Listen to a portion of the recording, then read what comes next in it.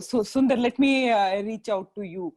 In fact, I was very fascinated by the fact that you said that earlier also, anyone who comes up with ideas, the kind of robustness to the ideas that needs to be in. So who can come up with ideas? Can anyone come up with ideas? Is there a structure to the ideation process? And have you experimented with these methodologies, and do you think these actually work? Which of these works?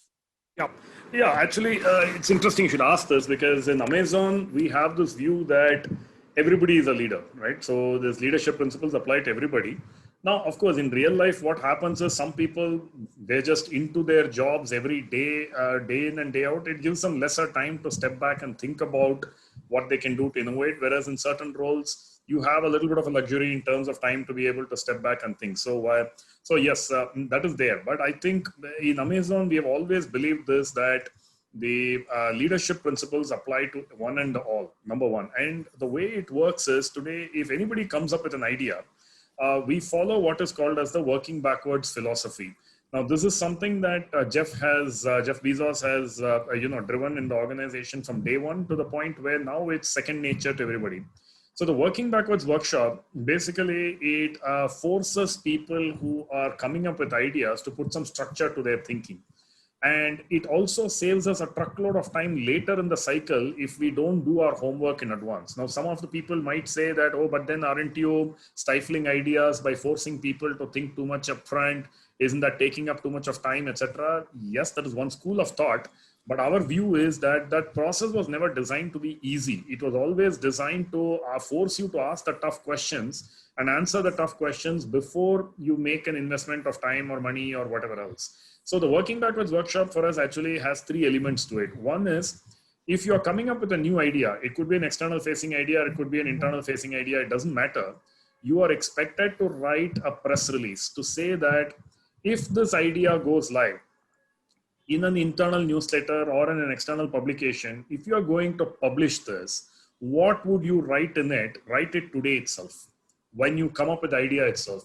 That forces you to put the customer at the center of it and work backwards, because in the press release, your internal or external customer got to talk about what was the problem they were facing, how did you help them solve it, what were the benefits that they got out of it, and what next. So when you force yourself to ask those questions and document it in the form of a PR, that is one element which puts a stick in the ground and forces you to work backwards. The second element is the FAQ, the frequently asked questions.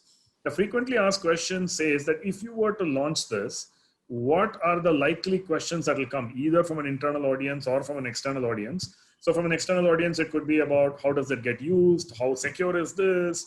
What happens if I have different types of devices, blah, blah, blah. From an internal perspective, it would be things like, how do you know this is the actual benefit the customer is looking for? How do you know this is the actual problem that the customer has? What research did you do?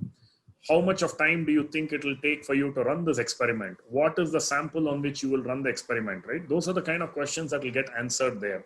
And the third is a set of visuals, as I mentioned earlier, which gives some depiction of what the process or that application or that channel or whatever it is that you're launching would look like.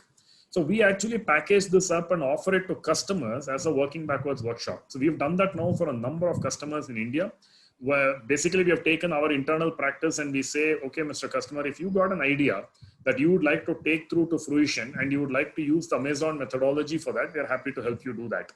And we've seen remarkable success there, because the collective intelligence of people, if you can channelize it through this three-step process, it brings a very strong outcome in terms of something where a decent amount of due diligence has been done before you actually put it into practice. After that, depending on the nature of the idea, whether it's an application related idea, in which case a prototyping team takes over, or if it's related to warehousing or actual physical logistics where a physical team has to take over and run with that idea, that they will take over and run with it. So this doesn't apply only to IT.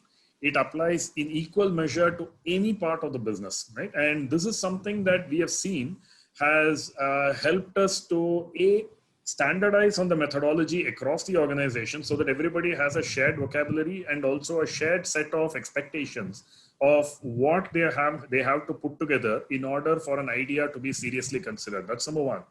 And number two, it also democratizes the whole process. To your point, can anybody do it? Yes, anybody can say that, okay, let me get one of the WBW, the Working Backwards Workshop practitioners in my team or in a nearby team, and ask them to come in and run this for us for one of our ideas, and let's document it. So anybody can do it. I've seen ideas come from all over the place in our organization in my 3.5 years here.